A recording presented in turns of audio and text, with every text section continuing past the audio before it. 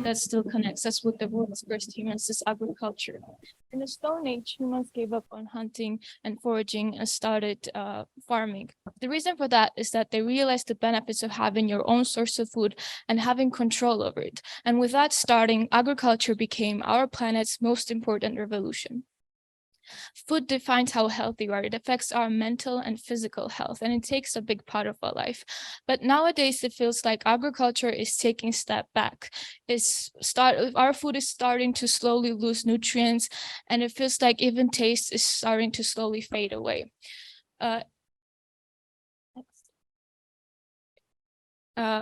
Products are being transported for huge distances, and for that reason, farmers use fertilizers. Meanwhile, fertilizers lead to soil, air, and even water pollution. Except that humans developed so much, yet we're still facing problems like hunger around the world. And you might think that the reason is it's just the world don't has enough supplies, while in fact it is enough. The problem is its access and availability. Another thing is that while soil agriculture, we are also destroying our lands and soil's natural structure. And it's proven that main reason for soil degradation is because it's constantly and most importantly is poorly being used for farming. Fortunately, to solve this problem, there is a way each of us can use to improve future of agriculture. The solution is simple. It's indoor farming. I decided to categorize indoor farming into two basic types, hydroponics and aquaponics. What they have in common is that plants are being grown on water using soil substitutes. Now, soil substitutes can be different.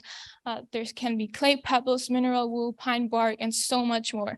What is great about them that you can use any type of soil additive in any type of setup you want, and also they're quite cheap and you don't need much, just few to cover the small part of the roots. Now let's talk about the difference between aquaponics and hydroponics. Aquaponics, all the nutrients that you will be needing for your plant is from fish waste. And in hydroponic, it's from nutrient solution that is usually added into the water. Right. Hydroponics can be really diverse. There are so many types of setups you can try out. For example, let's talk about the deep water culture and recirculating deep water culture setups, shortly DWC and RDWC setups.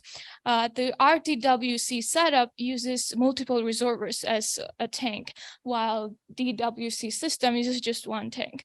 There is also, for example, aeroponics. While most hydroponic other systems just soak up the roots in water, aeroponics uses a high pressure water pump to sprinkle the water into the roots. And there's also NFT system that uses air and again water pump, and thanks to it, water is constantly flowing around the system.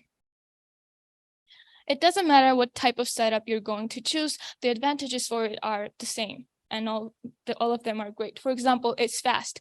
Thanks to hydroponic nutrient solution, farmers can tailor plants, they can create a perfect ideal food for their plants that can encourage them to grow faster and stronger. It also uses no chemical pesticides. It uses no fertilizers.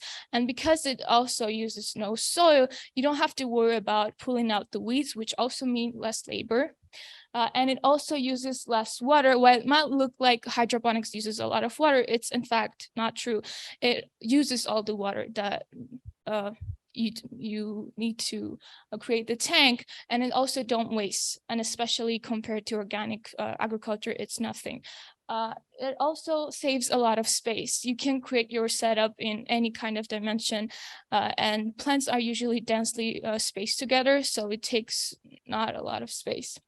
And the most interesting one is that you can also control the taste and even the crunch of your plant by LED light.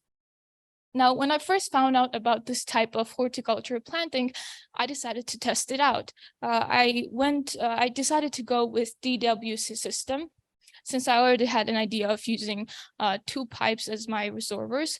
And I created holes in my pipes with my teacher's help, bought clay pebbles and crops.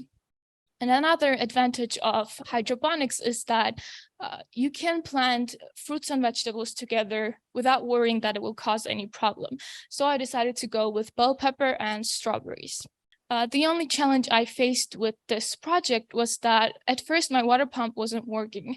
Instead of water flowing around, it just stayed at the same space. And for that reason, I changed water pump, and luckily afterwards, everything just started working perfectly. Well, it might look like hydroponics is great. I'm sure not everyone has enough interest and time to test the setups, the systems out. So that's why I want to mention that hydroponics can work even in a small plastic cups. You can easily grow cabbage, leeks, bok choy, cabbage in a cup full of water. And all you have to do afterwards is just change water in a few days. And I can assure you that you won't forget doing it because it gets dirty and it becomes visible that it's time to change it. You can also try out sprouting. It's a great way because it almost works with the same technique as hydroponics, and you can grow lentil sprouts, broccoli, beet, so much stuff. And what is great about them is that they grow around 6 days, so you literally get unlimited source of microgreens. They're also easy to digest, and they have minerals and vitamins such as A, B, and C. Hydroponics is way more easy, and especially with the benefits that it has, it's nothing compared to the work it needs to get done. And so that's why I want to encourage everyone to try it out. And another great thing about hydroponics is that it can be used anywhere, even if there's no soil, bad conditions, it doesn't matter. You can try it out anywhere. That's why it's great, because humans will have access to products anywhere at any time. It can work in big companies and even restaurants, and obviously at home. Thanks for your attention.